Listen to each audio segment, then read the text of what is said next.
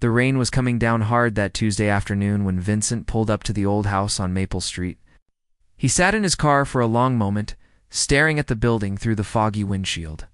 The place looked even worse than he remembered from the photos. His lawyer had sent him 3 months ago. Vincent was 52 years old. And this wasn't how he'd imagined his life would turn out. Just 2 years ago, he'd been running a successful architecture firm in the city. He had a nice apartment, a good car, and people respected him. Now he was about to move into what most people would call a dump. The mansion in front of him was huge, that much was true. 3 stories tall, with a tower on one side and fancy stonework that must have looked beautiful once. But that was a long time ago. The windows were either broken or boarded up. The roof sagged in the middle like an old mattress. Vines covered half the walls, and the front porch looked like it might collapse if you stepped on it wrong. The whole place had been sitting empty for decades, getting worse every year. Vincent's phone buzzed. Another message from his brother asking if he'd lost his mind. He didn't reply. What could he say? That yes, maybe he had lost it a little bit? That moving into a condemned building was actually his best option right now? He grabbed his backpack from the passenger seat and stepped out into the rain. The iron gate at the front of the property squeaked loudly when he pushed it open. The sound echoed down the quiet street. He could feel eyes watching him from the neighboring houses. People had been talking about this place for years. Nobody wanted it here, bringing down property values and attracting kids who liked to explore abandoned buildings. As Vincent walked up the cracked pathway to the front door, he heard a car slow down behind him. He didn't need to turn around to know who it was. Robert Chen, his former business partner, drove a bright red sports car that was hard to miss. "Vincent, is that really you?" Robert called out, his voice dripping with fake surprise. "I heard you were moving, but I didn't believe it. This is the place?" Vincent kept walking, fishing the old key out of his pocket. The key was massive, the old-fashioned kind that looked like it belonged in a museum. "Wow, man." "This is sad," Robert continued, louder now. He'd stopped his car right in front of the house. "Remember when we said we'd never end up like our parents? Remember when we were going to change the skyline?" Vincent slid the key into the lock. It stuck at first, rusty from years of not being used. He had to jiggle it several times before it turned. From penthouse offices to crack houses. Robert laughed at his own joke. "Hey, if you need anything, don't call me." The sports car roared away, engine noise fading down the street. The front door groaned as Vincent pushed it open. The smell hit him immediately. Mold, rot, and something else he couldn't quite identify. Maybe dead animals? The entry hall was dark, even in the middle of the day. Most of the light fixtures were missing. It's probably stolen years ago by scavengers. Vincent pulled out his flashlight and swept the beam across the space. The walls had once been covered in fancy wallpaper, but now it hung in strips like old skin. The wooden floor was warped and covered in debris. Plaster had fallen from the ceiling in chunks. A grand staircase rose up into darkness ahead of him. This was really happening. This was his life now. The bankruptcy hadn't been his fault. Not really. A major project had fallen through when the investors pulled out at the last minute. Then the economy had shifted, and suddenly nobody wanted to spend money on new buildings. His firm had been carrying debt from a previous expansion. Within 6 months, everything had collapsed. The business, his marriage, his reputation. His ex-wife had gotten the apartment and the divorce. His savings had gone to lawyers and trying to keep the firm afloat. Just a little longer. When the lawyer called about an inheritance from a distant uncle he'd never even met, Vincent had hoped for maybe enough money to start over. Instead, he'd inherited this. A massive falling-apart mansion that the city wanted torn down. No money, just the building. And because his name was now on the deed, he was responsible for it. The city was giving him 6 months to either fix it up to code or demolish it. Demolition would cost at least $40,000 he didn't have. So here he was. About to become a squatter in his own property, Vincent had managed to get the electricity turned on in just one room upstairs. The smallest bedroom. The inspector had been reluctant but agreed it was safe enough for that single room. No heat yet, though. That would take more work and more money he didn't have. He climbed the stairs carefully, testing each step before putting his full weight on it. Some of them creaked alarmingly. On the second floor, he found the room he'd prepared. It was at the back of the house, barely 10 feet by 10 feet. He'd cleaned it out last week, scrubbed the floor, patched the worst holes in the walls with plaster he'd bought on credit. A sleeping bag lay rolled up in the corner next to a camp stove and a box of food. This was home now. Through the small window, he could see into the backyard. It was completely overgrown, trees and bushes all tangled together. There was some kind of stone structure back there, maybe an old well or fountain. Hard to tell through all the vegetation. As the sun started to set, Vincent heard voices outside. He looked out the front window and saw a small crowd gathering on the sidewalk. Neighbors, about a dozen of them, talking and pointing at the house. He recognized Mrs. Patterson from number 42. She'd been president of the neighborhood association for as long as anyone could remember. His phone rang. Unknown number, Mr. Torres. A woman's voice, official sounding. This is Janet Reeves from the City Planning Department. I'm calling because we've received several complaints about your intention to occupy the property at 15 Maple Street. I need to inform you that Vincent hung up. He couldn't deal with this right now. The rain had stopped, but the sky was getting dark fast. Vincent sat down on the floor of his little room and unpacked his backpack. A change of clothes, some toiletries, his laptop, even though the internet wouldn't be set up for another week, and a folder of documents. At the bottom was a small photo album his lawyer had given him along with the keys. The album contained pictures of the house from the 1920s, back when it was new. In the photos, it looked incredible. Grand parties on the lawn, people in fancy clothes, old cars parked out front. And in several of the pictures, a man who must have been his great-great-uncle, Nathaniel Torres, according to the lawyer. An architect, just like Vincent. He'd built this house himself and several other buildings in the city. Vincent had looked up Nathaniel online. There wasn't much information, just a few mentions in historical records. He'd been well known in his time, designed some important buildings, and then vanished in 1924, just disappeared one day. The house had passed through various relatives over the years, but nobody had lived in it since the 1960s. Outside, the crowd was getting bigger. Vincent could hear someone with a megaphone now, though he couldn't make out the words. They weren't happy about him being here. That much was clear. He opened a can of soup and heated it on the camp stove. As he ate, sitting on the floor in the gathering darkness, Vincent thought about Robert's words. This is sad. Maybe it was. Maybe this whole thing was just him hitting rock bottom. Or maybe, just maybe, there was something here worth finding. The house creaked and groaned around him as it settled for the night. Strange sounds echoed through the empty rooms. Vincent tried not to think about how alone he was, how far he'd fallen. How many people were outside right now probably signing petitions to have him removed. Instead, he thought about Nathaniel. Another architect, another Torres, who'd built something beautiful that everyone had forgotten about. There had to be a reason this place had come to him. There had to be more to the story. Tomorrow, he'd start exploring properly. All 23 rooms, 3 floors, and whatever else this old house was hiding. Tonight, though, he just needed to survive his first night in the ruins everyone was laughing at. Vincent finished his soup, rolled out his sleeping bag, and tried to get comfortable on the hard floor. Through the walls, he could still hear voices outside. But eventually, exhaustion won out, and he drifted off to sleep. Wondering what tomorrow would bring in this house that everyone wanted gone. 3 weeks had passed since Vincent moved into the mansion, and he'd fallen into a strange routine. Wake up when the sun came through the window. Heat water on the camp stove for instant coffee. Spend the day clearing out one room at a time. Fall asleep, exhausted on the floor. Repeat. The neighbors had mostly given up on their protests. Though Mrs. Patterson still called the city every few days with new complaints, the electricity kept getting shut off and then turned back on after Vincent called to sort it out. His brother had stopped texting. Even Robert had moved on to other things to laugh about. In a weird way, Vincent was starting to not hate the isolation. No one expected anything from him here. No clients to disappoint. No employees depending on him. No wife looking at him with that mixture of pity and anger. Just him and the house and all its problems.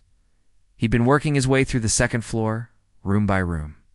Most of them were filled with old furniture, covered in sheets, boxes of junk, and layers upon layers of dust that made him cough constantly.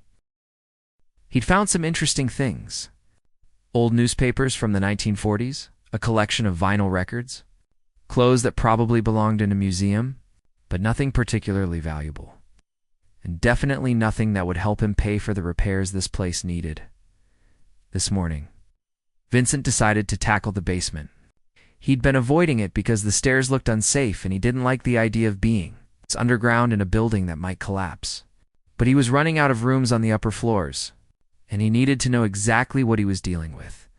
The basement door was in the kitchen, which was a disaster area of broken cabinets and a sink that had fallen through the floor. Vincent grabbed his flashlight, a crowbar he'd bought at the hardware store, and a dust mask. He tested the first basement step carefully. So did the second and third. The stairs creaked under his weight, but they seemed solid enough. At the bottom, he found himself in a long corridor with rooms branching off on both sides. The ceiling was lower down here, maybe 7 feet, and the air felt thick and damp. His flashlight beam cut through the darkness, revealing stone walls covered in moisture, and spider webs that hung like curtains. The first few rooms were what you'd expect in an old mansion. Storage spaces filled with broken furniture and rusty tools, a coal room that hadn't been used in decades, something that might have been a wine cellar, though all the bottles were long gone. Vincent was starting to think this was going to be another waste of time when he reached the last room at the end of the corridor. This one was different. The door was newer than the others, or at least it had been at some point. It was locked, which was strange because none of the other basement rooms had locks. Vincent tried the crowbar on it, wedging it into the frame and pulling. The wood was old and gave way easier than he expected. The door swung open with a loud crack that echoed through the basement. The room inside was small, maybe 12 feet square, and unlike every other room in the house, this one was neat. Clean, even, or as clean as a basement room could be after decades of being sealed up. There was a workbench along one wall with drawers underneath. A shelf unit held what looked like rolled-up papers, and in the corner sat a large trunk, the kind people used to take on ocean voyages. Vincent's heart was beating faster now. This felt different. This felt like something. He went to the workbench first and carefully pulled open the top drawer. Inside were tools. Not construction tools, but the kind architects used. An old compass for drawing circles, measuring devices, rulers and triangles, all neatly organized like someone had left them there planning to come back.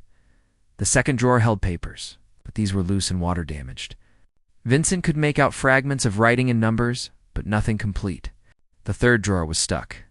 He had to work the crowbar into it gently, not wanting to break whatever might be inside. When it finally slid open, he found leather-bound notebooks. 5 of them, each one thick and heavy. Vincent pulled out the first notebook and opened it carefully. The pages were yellowed but intact. At the top of the first page, in neat handwriting, it said, Property Journal of Nathaniel Torres, January 1919, his great-great-uncle. The man who'd built this house. Vincent sat down on the floor, his back against the wall, and started reading. The journal was exactly what it sounded like. Nathaniel had documented every building project he'd worked on. There were sketches, measurements, notes about materials and costs, but there were also personal observations, comments about his clients, about the city, about the politics of the time. As Vincent flipped through the pages, certain phrases jumped out at him. The Harrington Hotel foundation complete, secondary chambers sealed as requested. And later, Mrs. Whitmore insists on absolute discretion regarding the vault installation. Payment received in cash. Vault. What vault? Vincent grabbed the second journal. This one was from 1921, more of the same. Building projects, sketches, notes, but the personal comments were getting stranger. They trust me with their secrets because I keep mine. And what they hide says more about them than what they show. The third journal made Vincent's hands start shaking. This one had loose pages tucked inside. Photographs old and faded, but still clear enough to make out.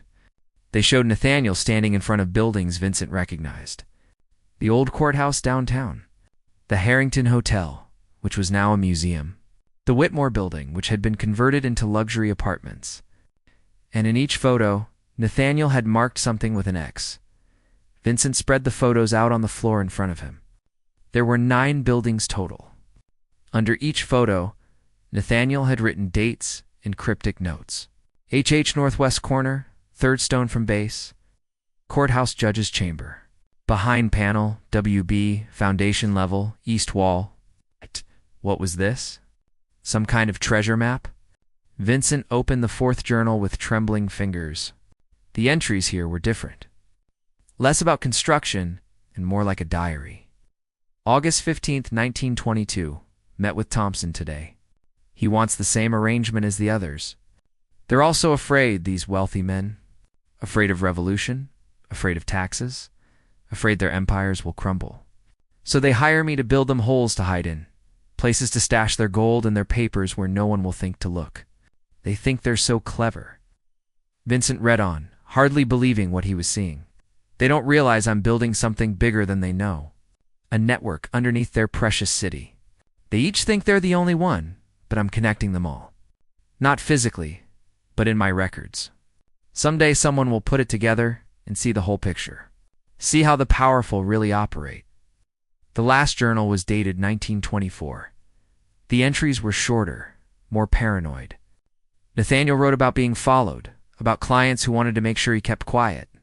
The final entry, dated March 17th, 1924, sent chills down Vincent's spine.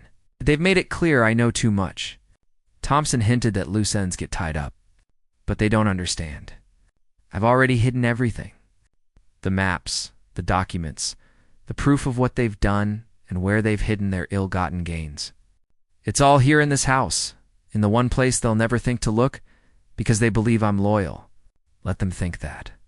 The truth is buried in these walls, and it will stay buried until someone worthy finds it. Someone who needs it more than I do. That was the last entry. According to the lawyer, Nathaniel had disappeared a week later. No body was ever found. The case was never solved. Vincent sat in the basement for a long time. The journals spread around him, trying to process what he'd just read. His great-great-uncle had been blackmailed or threatened by wealthy clients who'd hired him to build secret vaults in their buildings. Nathaniel had kept records of everything and hidden them here in the house. And if the journals were telling the truth, those vaults might still exist, possibly still containing whatever had been hidden in them 100 years ago. But were the journals real? Could this actually be true? Or was Nathaniel just paranoid? Crazy even? Vincent looked back at the trunk in the corner. He'd been so caught up in the journals he'd forgotten about it. He crawled over to it, his knees aching from sitting on the cold floor. The trunk had a lock, old and rusted. Vincent used the crowbar to break it off. Inside the trunk were more papers. Architectural drawings, detailed and professional. Vincent recognized Nathaniel's style from the journals. These weren't rough sketches. These were finished blueprints, and not just of the buildings from the photographs, but with additional details that wouldn't normally be on standard blueprints. Hidden rooms, secret passages, vault locations marked with precise measurements. There were also letters, dozens of them, still in their envelopes. Vincent opened one. It was from someone named Charles Thompson to Nathaniel, dated 1923.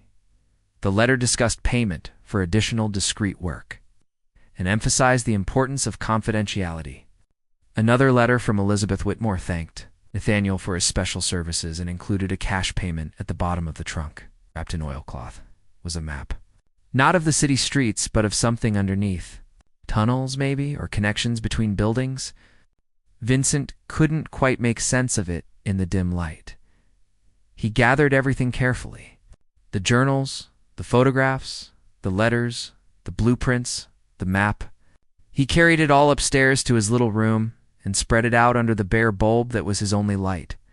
For the rest of the day and into the night, Vincent studied everything. He cross-referenced the journals with the blueprints, matched up the photographs with the letters. A picture was emerging. His great-great-uncle hadn't just been an architect. He'd been the keeper of secrets for some of the most powerful families in the city during the 1920s, and he documented everything. The question now was what to do with this information. The buildings still existed. If the vaults were real, they might still be there, hidden in walls and foundations, forgotten by time. But what would be in them? Anything valuable? Or just old papers and empty boxes? Vincent looked at the photographs again. The Harrington Hotel was now a museum. He'd driven past it 100 times. It would be easy enough to go there, look around, see if Nathaniel's notes meant anything. But then what? If he found something, who did it belong to? The families who'd hidden it? The city him? As Nathaniel's heir? Vincent rubbed his eyes. It was past midnight, and he was exhausted, but his mind was racing. For the first time in 2 years, he felt something other than despair. He felt curious, excited even, the house that everyone laughed at. The ruin that represented his complete failure might actually be hiding something incredible, something that could change everything. He just had to figure out what to do next. Vincent spent the next 2 months doing something he never thought he'd do again. Research. Real. Deep research, the kind he used to do when he was starting out as an architect. He actually cared about the history of buildings. He started at the public library, going through old newspapers on microfilm. His eyes burned from staring at the grainy images, but he kept searching. He found articles about Nathaniel Torres, though not many. A few mentions of buildings he'd designed. One short obituary from 1925 that said he'd gone missing and was presumed dead. That was it. The man had apparently been wiped from history. But Vincent found more about the families Nathaniel had written about in his journals. The Thompsons, the Whitmores, the Harringtons. These people had been huge in the 1920s. They owned factories, hotels, newspapers. Old society page articles showed them at fancy parties and charity events. They'd been the kind of wealthy that made today's rich people look middle class. What was more interesting was what happened to them after. 1929, when the stock market crashed and the Depression hit. Most of these families lost everything, or at least that's what the newspapers said. Their businesses failed. Their properties were foreclosed. Some of them left the city entirely. The Harrington Hotel had been sold to pay debts. The Thompson factory had been seized by the bank. But Nathaniel's journals suggested these families had seen it coming, that they'd hidden assets before everything fell apart. So where did that money go? Did it just sit in those vaults for 100 years? Vincent knew he had to find out. But he also knew he couldn't just walk into a building and start knocking on walls looking for secret rooms. He needed a plan. He needed access. And more than anything, he needed to not look suspicious. That's when he had an idea that was either brilliant or completely insane. The Harrington Hotel. Now, the Harrington Museum of City History was looking for volunteers. He'd seen a flyer at the library. They needed people to help with a restoration project in the basement. Perfect. Vincent applied. Using his old credentials from when he'd been a respected architect, he didn't mention the bankruptcy or the fact that he was currently living in a condemned building. He just highlighted his experience with historical architecture and his knowledge of early 20th century building techniques. To his surprise, they called him back within a week. The museum director, an older woman named Dr. Helen Chen, seemed impressed by his background. She didn't ask why someone with his qualifications wanted to volunteer. Maybe she assumed he was retired and bored. Vincent didn't correct her. His first day at the museum was a Tuesday in late October. Dr. Chen gave him a tour of the building, talking about its history. Built in 1921 by the Harrington family as a luxury hotel, designed by a relatively unknown architect named Nathaniel Torres. Operated until 1932, when it closed due to financial problems. Sat empty for decades before being converted to a museum in the 1970s. The basement is where we need the most help, Dr. Chen explained as they descended a narrow staircase. We're cataloging everything down there before we convert it into additional exhibit space. Lots of old furniture, records, that sort of thing. Pretty dusty work, I'm afraid. The basement was exactly as Vincent remembered from Nathaniel's blueprints. A long central corridor with rooms branching off. Storage areas, mechanical rooms, what had probably been staff quarters back when it was a hotel. Vincent's heart was pounding, but he kept his face neutral. Take your time getting familiar with the space, Dr. Chen said. We're not in a rush. Just catalog what's in each room and let me know if you find anything interesting. I'll leave you to it. She left him alone in the basement with a clipboard, a pencil, and a small flashlight to supplement the dim overhead bulbs. Vincent waited until he heard her footsteps fade away upstairs. Then he pulled out the folded blueprint he'd hidden in his jacket. According to Nathaniel's notes, there was a vault in the northwest corner of the basement, hidden behind the third stone from the foundation. Vincent oriented himself and headed in that direction. The northwest corner was currently being used as storage for old furniture. Chairs and tables were stacked everywhere, covered in dust.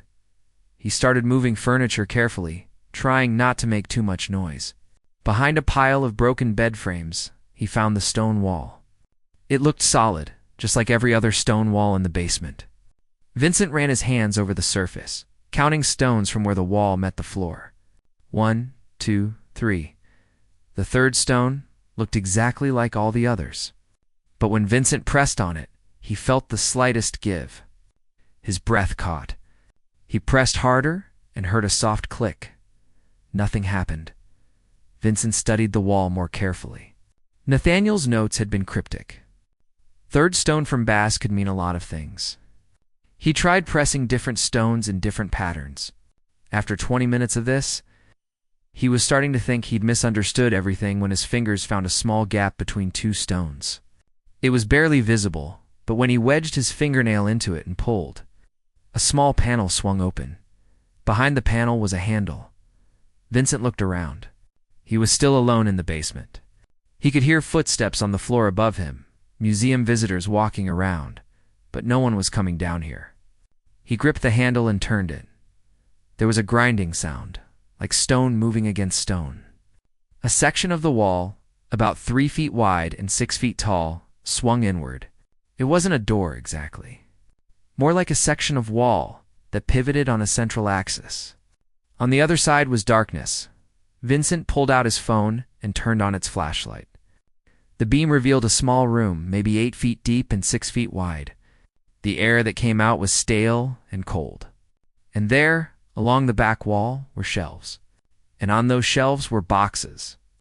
Metal boxes, old and covered in dust, but intact.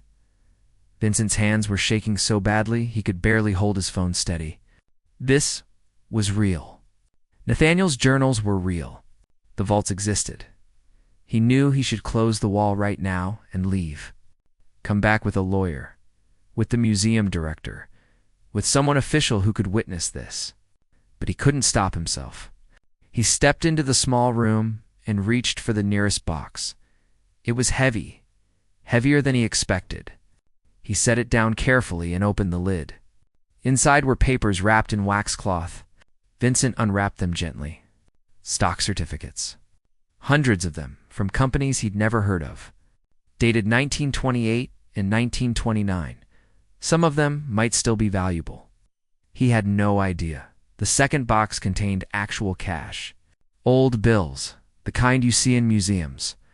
Hundreds of them, maybe thousands. How much was old currency worth? Again, Vincent had no idea. The third box was different. It held photographs and documents. Vincent pulled them out and started looking through them. There were letters, contracts, and photos that showed business deals. Some of them looked shady even to Vincent's untrained eye. Handshake deals with politicians.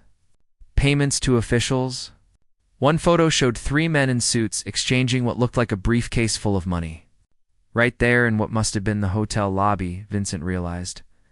He was looking at evidence of corruption from 100 years ago.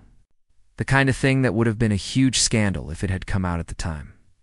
Was this why Nathaniel had disappeared? Had someone figured out he was keeping records? He spent an hour in that small room, going through the boxes. There were 6 of them total, all filled with documents, cash, and certificates. It was impossible to know how much it was all worth, but it had to be significant. Even if the cash was just collectible and the stocks were worthless, the historical value alone was probably enormous. Finally, Vincent heard footsteps on the basement stairs. Someone was coming. He quickly took photos of everything with his phone, then closed the boxes and stepped out of the vault. He pushed on the wall section, and it swung closed with that same grinding sound. The panel clicked back into place, and suddenly it looked like just another part of the stone wall. Vincent barely had time to grab his clipboard before Dr. Chen appeared around the corner. "How's it going down here?" she asked. "Finding anything interesting?"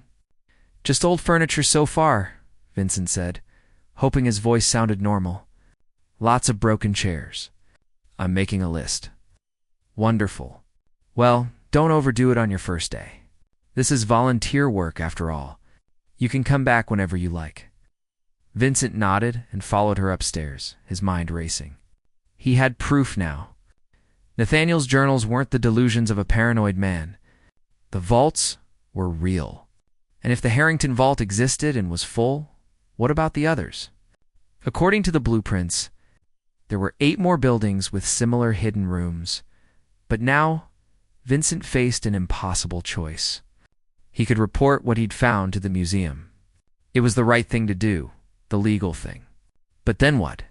The museum would claim everything. And Vincent would get nothing except maybe a thank you and a mention in some historical journal nobody read. Or he could keep the secret and investigate the other locations. Find out what was in all the vaults before telling anyone. Maybe there was enough there to solve all his problems. To restore the mansion, to start over. To prove to everyone who'd laughed at him that he wasn't finished. But that would mean lying. Sneaking around? Possibly breaking laws. Vincent had never been that kind of person. He'd always done things the right way, followed the rules, been honest. And where had that gotten him?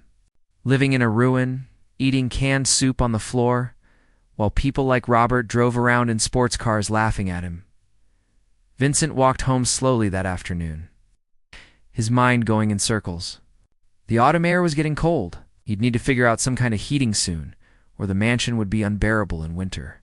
But that was a small problem compared to the decision he now faced. By the time he reached the iron gate of his property, he'd made up his mind.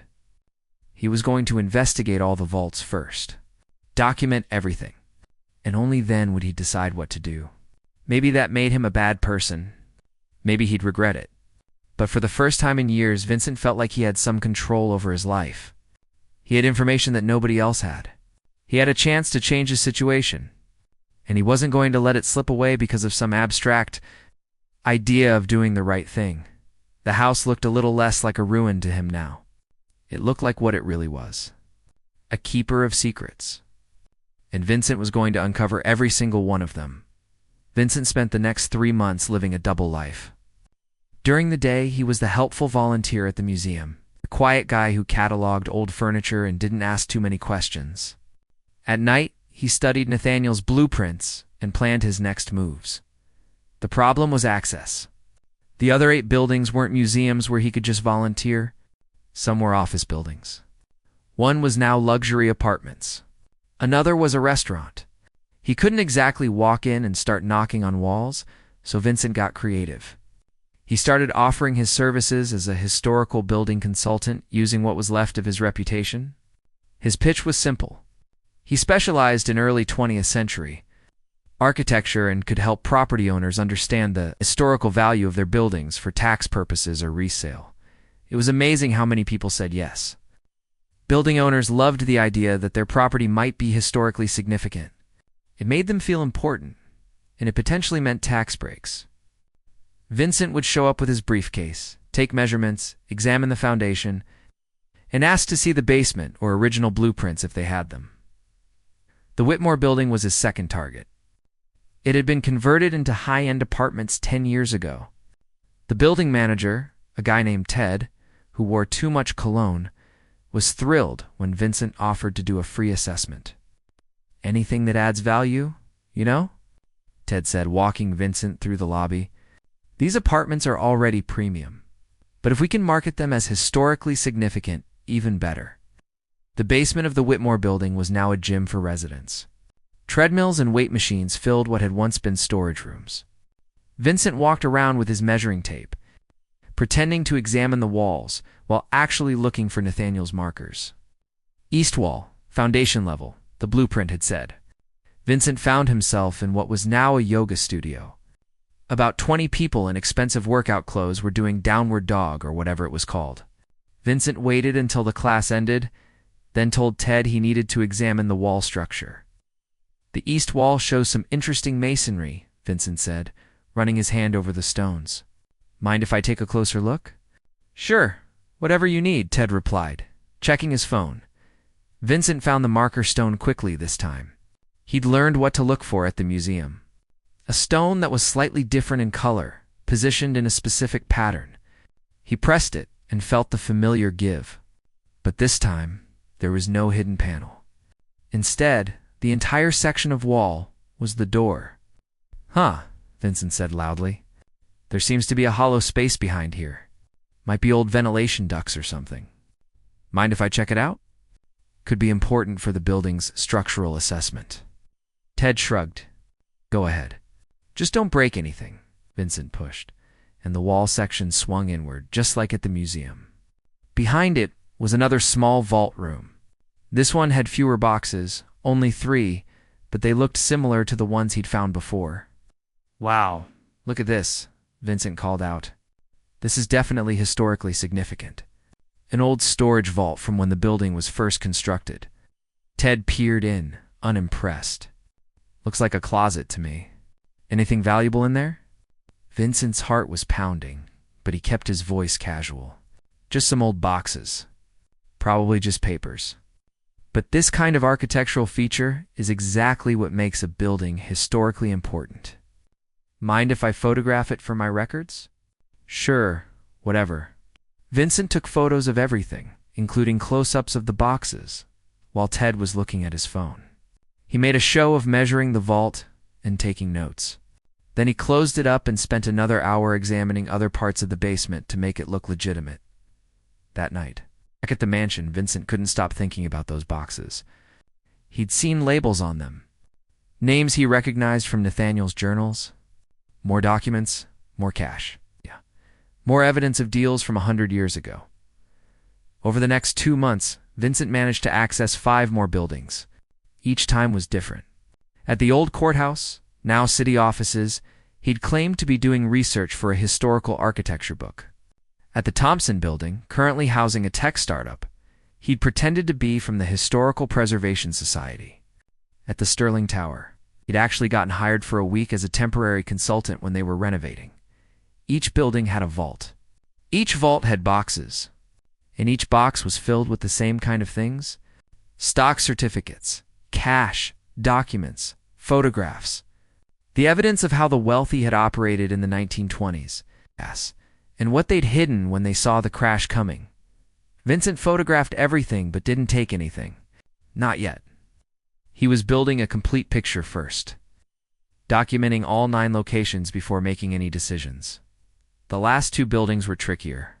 One of them, the old Morrison Bank, had been demolished in the 1980s. That vault was gone. But according to Nathaniel's journals, it had been the smallest one anyway. The final building was the Chancellor Hotel, and it was still operating as a hotel. Getting access to the basement there was going to be almost impossible. Vincent tried the consultant approach, but the hotel management wasn't interested.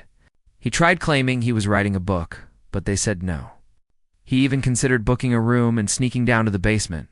The security was too tight. He was running out of options when he got an unexpected phone call. It was Dr. Chen from the museum. "Vincent, I hope you don't mind me calling," she said. "But I've been thinking about your expertise with historical buildings. We're consulting on a project at the Chancellor Hotel. They're renovating, and they want to maintain historical accuracy. Would you be interested in being part of the assessment team? It's paid work this time." Vincent almost laughed. After months of scheming and lying his way into buildings, the last one was just going to let him in. "I'd be very interested," he said. 2 weeks later. Vincent found himself in the basement of the Chancellor Hotel with a team of 3 other consultants. They were examining the foundation, checking for structural issues before the renovation began. And Vincent knew exactly where to look. The vault was behind a wall in what was now a laundry room. Vincent waited until the others were focused on a different part of the basement, then made his move. The stone mechanism worked just like the others. The wall section swung open, revealing the final vault. This one was different. Bigger than the others and fuller. 8 large boxes lined the shelves. Vincent took quick photos with his phone, then closed the vault and rejoined the group. Nobody had noticed anything. That night, Vincent sat in his little room in the mansion, surrounded by printed photos of all 9 vaults. Well, 8, since one was destroyed. He'd done it. He'd found them all and documented everything. The question now was what to do about it. He spent hours organizing the photos and cross-referencing them with Nathaniel's journals. The more he studied everything, the more he understood what his great-great-uncle had created. This wasn't just about wealthy families hiding money. It was a complete record of corruption, tax evasion, and illegal dealing during one of the most important periods in the city's history. The historical value alone was enormous. Universities would want to study this. Museums would want to display it. The city's entire understanding of its own history would change. But there was also the practical value. The cash in those vaults, even if it was just worth its face value plus collector's interest, had to add up to millions. The stock certificates might be worthless, or some of them might be from companies that still existed under different names. Vincent had no way of knowing without showing them to an expert. And then there were the documents. Some of them implicated families that still had power in the city. Great-grandchildren and great-great-grandchildren of the people in those photos. Would they want this information to come out? Would they try to suppress it? Vincent realized he was in over his head. This wasn't something he could handle alone. He needed help, but he needed the right kind of help. A lawyer, definitely. But also a historian who could verify everything. And probably someone who understood old financial documents. The problem was that the moment he told anyone about this, he lost control of it. The story would get out. The buildings would be swarmed. And Vincent would just be the guy who found it, not the guy who benefited from it. Unless he did this right, Vincent opened his laptop and started making a list. He needed to document everything properly with timestamps and detailed photos.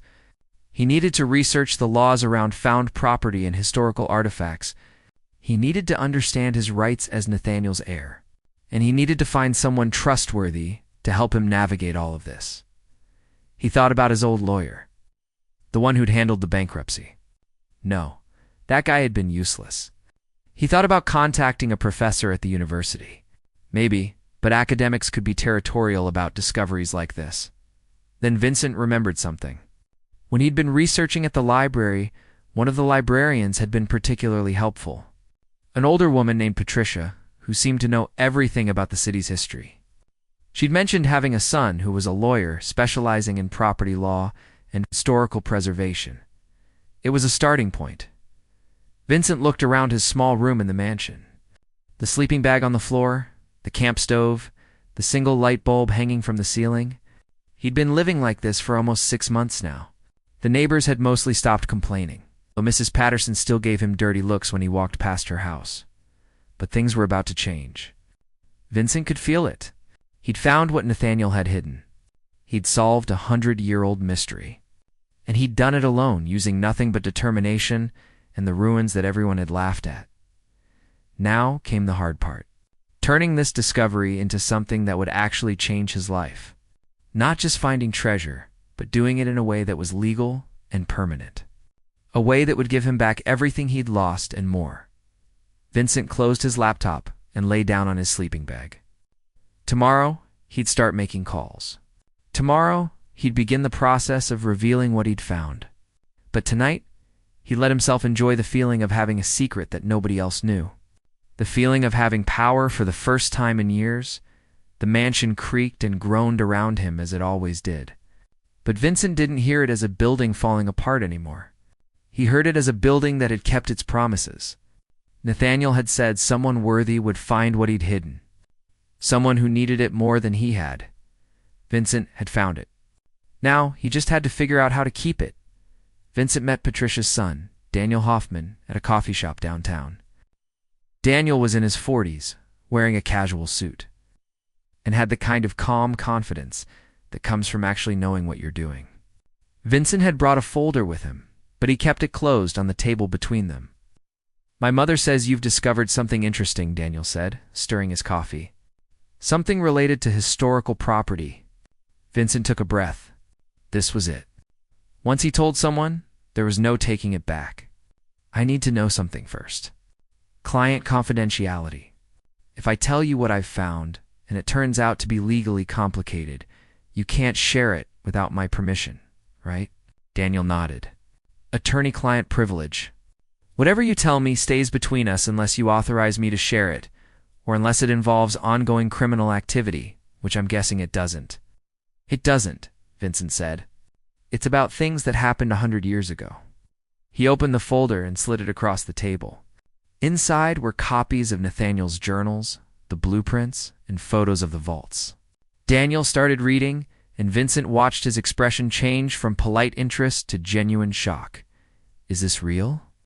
Daniel asked after 10 minutes of reading. "These vaults actually exist? All 8 of them. I've seen them with my own eyes. Photographed everything." When he finished, he sat back in his chair and let out a long breath. "This is incredible. Do you know what you have here?" "I have a lot of questions about what happens next," Vincent said. They talked for 3 hours. Daniel explained the legal situation, which was complicated. The contents of the vaults technically belonged to the estates of the people who'd put them there. But most of those families were long gone or had no idea the vaults existed. After a certain amount of time, abandoned property became subject to treasure trove laws, which varied by state. As Nathaniel's heir and the person who'd discovered and documented everything, Vincent would likely be entitled to a significant portion of whatever was recovered. "But here's the thing," Daniel said. "You need to do this right. If you try to claim this stuff secretly or remove anything from those vaults, you could be charged with theft. The buildings have owners, even if they don't know what's in their walls. We need to bring in the authorities, get proper assessments, and do everything by the book." "And if I do it by the book, what do I get?" Vincent asked. "Legally? Probably 30 to 40% of the appraised value, plus recognition as the discoverer." "But Vincent, you're not thinking big enough. The historical significance alone makes you an important figure. Universities will want to work with you. Museums will want your help. Your reputation as an architect will be restored. This is bigger than just money." Vincent wanted to believe him, but he'd been burned before. "What if the building owners just take everything and shut me out?" "That's why you need representation. That's why we document everything first and approach this strategically. Let me make some calls. I know a historian at the university who can verify the authenticity of the journals, and I know someone at the State Historical Preservation Office. We build a team of credible people before we go public." Over the next month, Daniel assembled that team. Professor Rita Alvarez, a historian specializing in early 20th century urban development. Gerald Wu, an appraiser who'd worked with major auction houses. Catherine Hayes, a representative from the Historical Preservation Office. And Linda Chen, no relation to Dr. Chen from the museum, who was an expert in Depression-era financial instruments. They met at Vincent's mansion, which seemed appropriate. Vincent had cleaned up the main floor enough to make it presentable. The team sat around a dusty table in what had once been the dining room. Examining Nathaniel's journals and Vincent's photographs, "This is legitimate," Professor Alvarez said, her voice filled with awe. "I've seen Nathaniel Torres's signature on other documents. This is his handwriting, and the architectural style matches his known work. This is real. The financial documents are fascinating," Linda added, looking at the photos of the stock certificates. "Some of these companies don't exist anymore, but others merged or changed names. There could be significant value here. We'd need to examine the actual certificates. But based on what I'm seeing in these photos, we're talking about potentially several $1,000,000. Gerald, the appraiser, was more cautious. "The cash is the easiest to value. Depression-era currency in good condition is collectible. But the real value is historical. Documents like this, showing how the wealthy operated during that period, museums would compete for this. We're talking 7 figures minimum, possibly 8, depending on what's actually in those boxes. Catherine from the preservation office was already thinking ahead. We need to notify the building owners, but we should do it simultaneously across all locations. We don't want one owner racing to claim everything before the others know what's happening. We should also involve the mayor's office. This is going to be major news for the city. They spent weeks planning the approach. Daniel drafted legal documents. Professor Alvarez wrote a historical assessment. Gerald prepared evaluation guidelines. Catherine coordinated with city officials, and Vincent provided all the information they needed. Showed them the mansion's hidden basement room where Nathaniel had kept his records, and tried not to panic about what would happen when this all became public. The day they went public was surreal. Press conference at City Hall. Mayor standing at a podium announcing the discovery of hidden vaults, containing Depression-era artifacts worth millions. Daniel stood next to Vincent, handling the legal questions. Professor Alvarez explained the historical significance, and Vincent just tried to smile and not look as terrified as he felt. The news went everywhere. Local TV stations ran it as their lead story. National news picked it up. By the next morning, Vincent's phone wouldn't stop buzzing with interview requests. The story had everything people loved: hidden treasure, historical mystery, a man who'd lost everything and found something incredible in the ruins. Everyone had mocked. The actual recovery of the vault contents took 3 months. Each building owner had to give permission. City officials had to be present. Everything had to be cataloged and photographed by multiple parties. The process was tedious and bureaucratic, but it protected Vincent's interests. The final tally was stunning. $4.2 million in appraised value. Combining the collectible currency, the stock certificates that still had value, and the historical documents that museums and universities wanted. Vincent's share, as Nathaniel's heir and the discoverer, came to just over $1.5 million after taxes and legal fees. But the money was only part of it. Vincent's reputation was restored overnight. He went from being the guy living in a ruin to being the architect who'd solved a century-old mystery. Job offers came in. Consulting requests. Speaking invitations. A publisher wanted him to write a book about the discovery. Vincent used his portion of the money to restore the mansion properly. Not just fixing it, but returning it to its original glory. He hired craftsmen who specialized in historical renovation. They uncovered beautiful woodwork under decades of paint. They restored the windows, repaired the roof, brought the whole building back to life. But Vincent didn't turn it into a private home. Instead, working with Professor Alvarez and the Historical Society, he converted it into the Nathaniel Torres Center for Architectural History. The basement room where Nathaniel had kept his journals became an exhibit.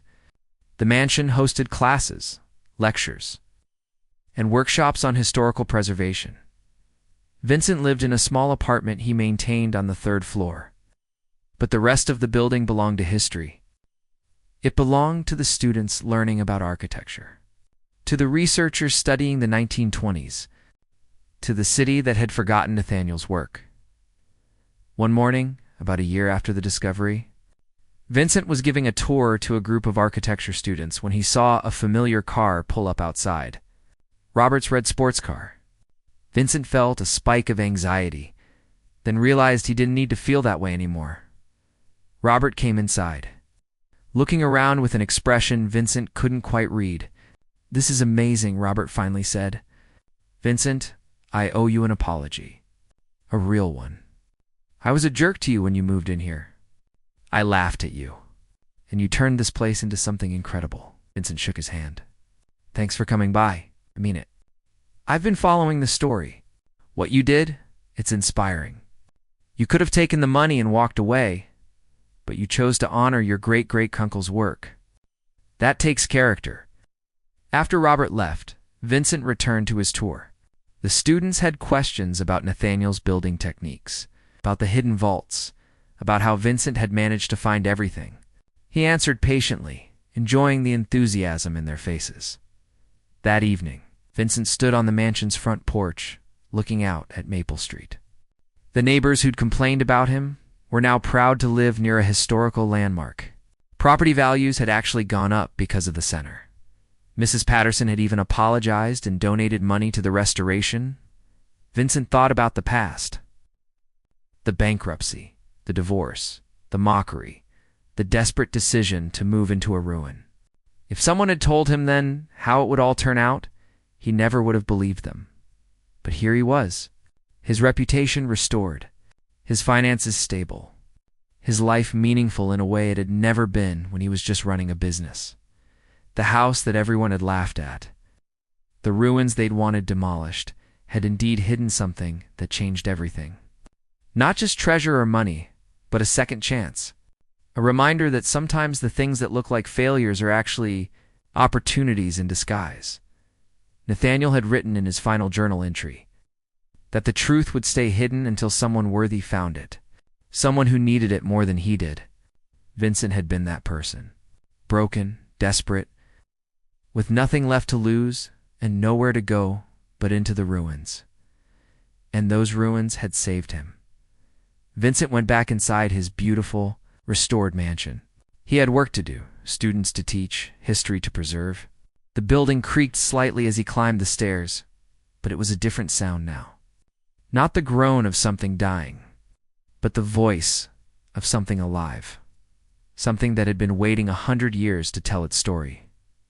And finally, it had found someone who would listen.